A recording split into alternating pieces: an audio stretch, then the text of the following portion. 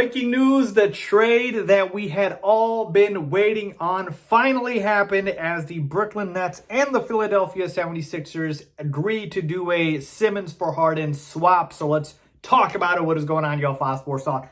Back at it with another video talking, of course, some NBA here to talk about this trade. So if you are new to the channel, make sure to go ahead, hit that big red subscribe button down below. Make sure to follow me on all my social media platforms.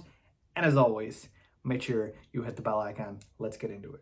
All right, a lot to get into here, but I'm going to start, as I always do, with the full trade details itself. So let's start with that. The Brooklyn Nets in this trade get Ben Simmons, Seth Curry, Andre Drummond, and 2 first-round draft picks. The Philadelphia 76ers, in exchange for that package, get James Harden and Paul Millsap. Keep in mind the 2 first-round picks, one is unprotected and the other one is protected, so that does matter.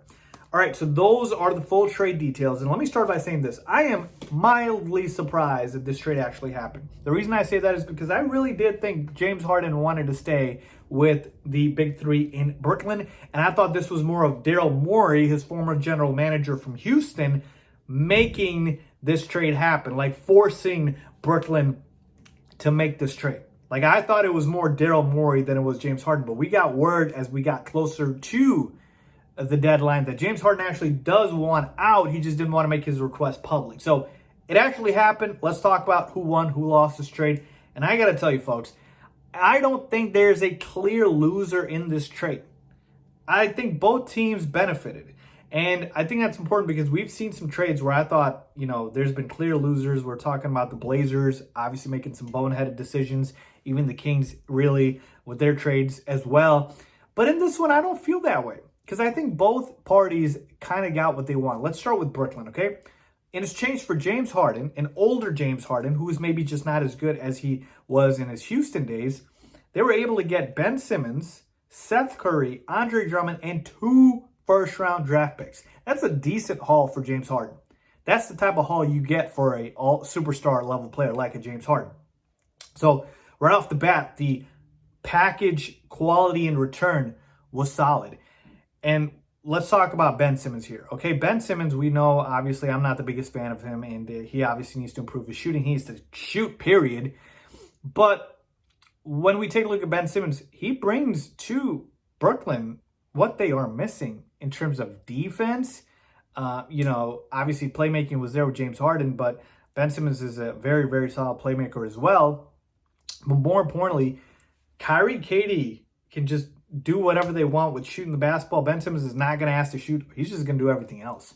So unlike James Harden, who also needs the basketball to be able to be effective, Ben Simmons doesn't really sometimes, okay? And defensively, he can lock up the other team's best player if you want. So, again, I'm not a big Ben Simmons fan, and he flamed out in the playoffs, and we know that, but he still has potential. He's an all-star, and he's still young. So Brooklyn benefits there. And then Seth Curry is not a throw-in. Seth Curry is a very solid player. Seth Curry is one of the best shooters in the league. So Brooklyn's obviously getting some shooting, which everybody in the league wants. And you get Andre Drummond, which is some size there. Andre Drummond's a starting level center in this league. So they're getting a starting center in Drummond as well. And, of course, the 2 first-round picks, maybe they can flip that for something else. So overall, a very solid haul for the Nets, okay? And do I think this makes them a better team? I don't, just because I don't trust Ben Simmons, but he has the chance to prove me wrong. He absolutely can. And then let's talk about the Sixers side of things, folks. James Harden and Joel Embiid, that is one heck of a duo. And the reason I can tell you that right now that this trade needed to happen for the Sixers is because Ben Simmons wasn't playing for them. So Ben Simmons was not going to play for them, so they got James Harden, who does want to play for them. That's a solid move there. So that's why I'm telling you there's no losers here. Because Ben Simmons for the Nets works, but Ben Simmons for the Sixers doesn't work.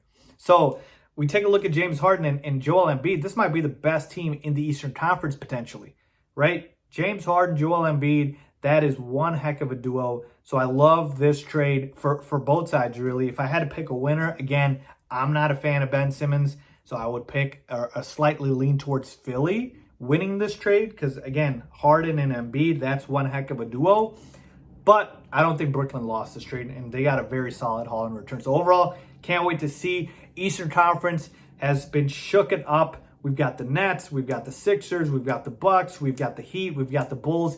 It is going to be an absolute dogfight in the playoffs to see who gets to the finals from the Eastern Conference. I can't wait to see. But yeah, folks, overall, I'm going to give Philly a slight advantage in terms of winning this trade, but I think Brooklyn made out fairly well as well. So let me know what you guys think. Leave a comment down below as always. Thanks for watching.